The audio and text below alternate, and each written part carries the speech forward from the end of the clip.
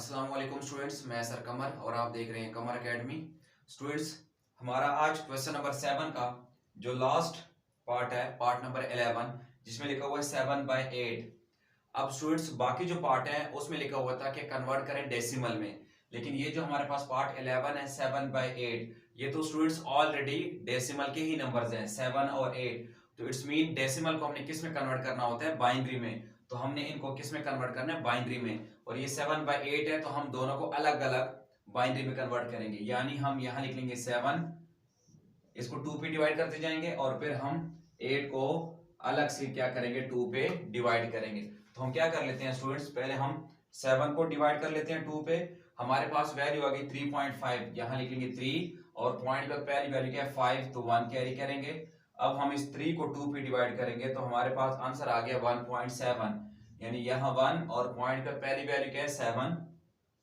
तो once again 1 carry करेंगे और आगे मजीद ये सॉल्व नहीं हो सकता क्योंकि 1 की वैल्यू 2 से क्या है? छोटी है। ठीक है स्टूडेंट्स, तो हम इसका आंसर निकाल लेते हैं। यहां लिख लेंगे 7 इक्वल टू 111 बेस 2। ठीक है स्टूडेंट्स, अब हम 8 पे आते हैं। 8 को हम 2 पे डिवाइड करेंगे तो 4.00, यहाँ 4 और इधर कितना कैरी करेंगे? 0।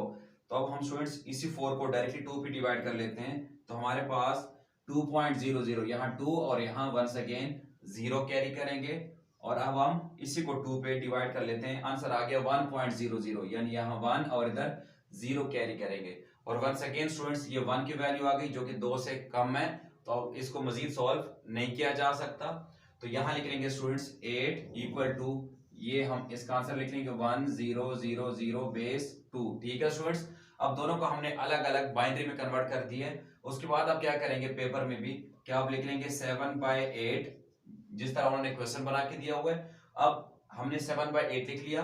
अब जो इनके आंसर आए हुए हैं उनको भी ऐसे ही डिवाइड में रख लें, यानी पहले 7 की वैल्यूज 11 बेस 2 डिवाइडेड बाय 8 की जो वैल्यूज है 1000 बेस 2।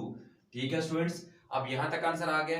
अब क्या कर सकते हैं कि मजीद इसी को डायरेक्टली आपस में डिवाइड कर सकते हैं, यानी 111 को हम डिवाइड कर देंगे 100 पे, डायरेक्टली कैलकुलेटर में डिवाइड कर दीजिएगा तो आपके पास आंसर आ जाएगा 0.11 बेस 2, बेशक लगा ले। ठीक है स्टूडेंट्स, तो आपने हमेशा ऐसे ही फिर डिवाइड करके सीधा सीधा जो आंसर आ जाएगा आपका प्रॉपर वही आंसर होगा। ठीक है, तो यहां तक हमारा ये लेक्चर स्टूडेंट्स कंप्लीट हो गया है। उम्मीद करता हूं आपको अब इसकी भी समझ आ गई होगी।